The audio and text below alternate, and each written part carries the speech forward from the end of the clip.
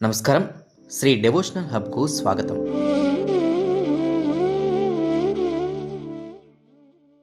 తెలుగు రాష్ట్రాలతో పాటు ఇతర రాష్ట్రాల్లోనూ ఈ పండుగను మకర సంక్రాంతి, పొంగల్ పేరిట జరుపుకుంటారు.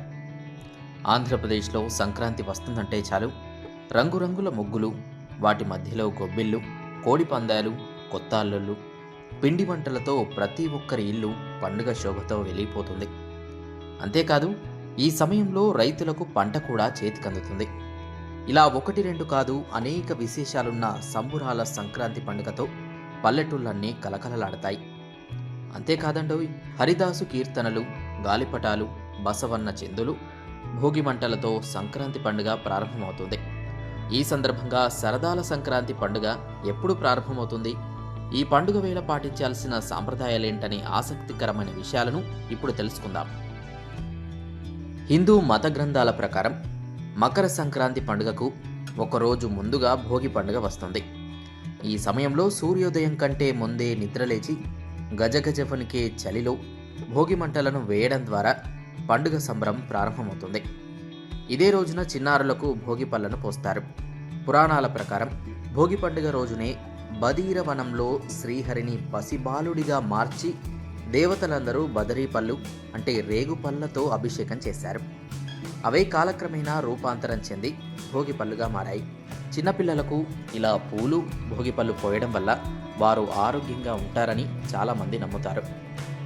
జ్యోతిష్య శాస్త్రం, తెలుగు పంచాంగం ప్రకారం సూర్యుడు ధనస్సు రాశి నుంచి మకర రాశిలోకి సంచారం చేసిన సమయంలోనే మకర సంక్రాంతి పండుగ ప్రారంభమవుతుంది. ఈ నేపథ్యంలో ఈ ఏడాది జనవరి 14వ తేదీన మకర సంక్రాంతి పండుగ వచ్చింది. ఈ పవిత్రమైన రోజునే సూర్యుడు దక్షిణాయానం పూర్తి చేసుకుని ఉత్తరాయణం పుణ్యకాలాన్ని ప్రారంభిస్తాడు. ఈ సమయంలో ప్రతి ఒక్కరూ తమ సామర్థ్యం మేరకు దాన ధర్మాలు చేయాలి. ఇలా చేయడం వల్ల శుభ ఫలితాలు వస్తాయని నమ్ముతారు. కొత్తగా పెళ్లి చేసుకున్న వారు బొమ్మల నోము, సావిత్రి గౌరి వ్రతం చేస్తారు. మరికొందరు మకర సంక్రాంతి రోజున తమ పూర్వీకుల ఆత్మ శాంతి కోసం తమ సామర్థ్యం మేరకు దాన ధర్మాలు చేస్తారు. ఇక పురాణాల ప్రకారం మకర సంక్రాంతి రోజునే భగీరథుడు తన తపస్సుతో ఆకాశంలో ఉండే గంగమ్మను భూమిపైకి తీసుకొస్తాడు. ఈ రోజున గంగా నది భూమిపైకి వచ్చిందని నమ్ముతారు. కాబట్టి ఈ పవిత్రమైన రోజున గంగా నదిలో లేదా ప్రవహించే నీటిలో స్నానం చేస్తే పుణ్యఫలాలు పొందుతారని నమ్ముతారు. ఈ 3 రోజుల పాటు కోనసీమలో కోడి పందాల జోరు కొనసాగుతుంది. కేవలం కోడి పందాలు మాత్రమే కాదు, ఎడ్ల పందాలు కూడా నిర్వహిస్తారు. కృష్ణా, గుంటూరు, తూర్పు, పశ్చిమ గోదావరిలో కోడి పందాలు నిర్వహిస్తే ప్రకాశంతో పాటు మరికొన్ని ప్రాంతాల్లో ఎడ్ల పందాలను నిర్వహిస్తారు. ఈ పందాలు తెలుగు సాంప్రదాయాలకు ప్రతీకగా భావిస్తారు. అంతేకాదు హైదరాబాద్తో పాటు కొన్ని ప్రాంతాల్లో గాలిపటాల పండుగ కూడా నిర్వహిస్తారు. గుజరాత్లో ఈ గాలిపటాల పండుగను ఘనంగా నిర్వహిస్తారు. మకర సంక్రాంతి పండుగ ముగిసిన మరుసటి రోజున కనుమ పండుగ. ఈ రోజున తమ పశువులను అందంగా అలంకరించి వాటికి ఇష్టమైన దానా పెడతారు. 4వ రోజైన ముక్కనుమ నాడు మాంసాహారం తీసుకుంటారు. ఇలా 4 రోజుల పాటు పండుగ సంబరమంతా పల్లెటూళ్ళలోనే కనిపిస్తుంది. పండుగ ముగిసిన తర్వాత అందరూ మళ్ళీ పట్నం బాట పడతారు. సంవత్సరానికి సరిపడేంత సంతోషాన్ని తీసుకెళ్తారు. అందుకే సంక్రాంతిని సరదాల సంక్రాంతిగా నమ్ముతారు. శీతాకాలంలో తక్కువ సూర్యకాంతి ఉంటుంది. మకర సంక్రాంతి నాడు కీలకమైన మార్పు వస్తుంది. సూర్యుడు తన ప్రయాణంలో భూమధ్య రేఖను దాటి ఉత్తరం వైపు ప్రయాణం ప్రారంభిస్తాడు. వసంతకాలం మొదలవుతుంది.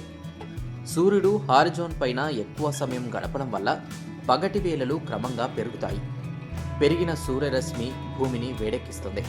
మంచు తగ్గుతుంది. ఫలితంగా పంటలు వృద్ధి చెందడానికి అనుకూల పరిస్థితులు వస్తాయి.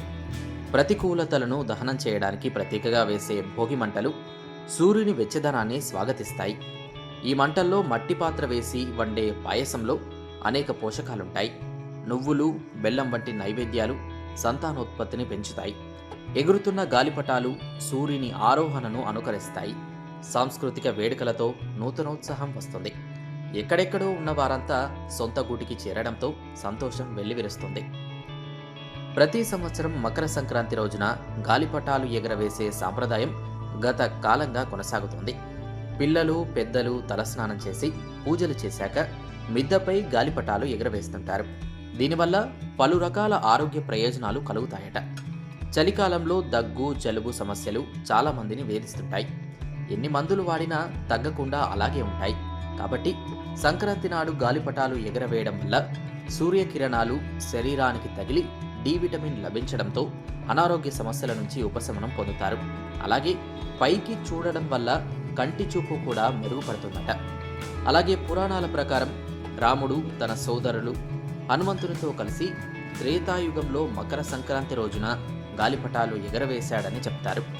అప్పటి నుంచి మకర సంక్రాంతికి గాలిపటాలు ఎగరవేయడం ఆనవాయితీగా వస్తుందని తెలుస్తోంది. ధన్యవాదాలు.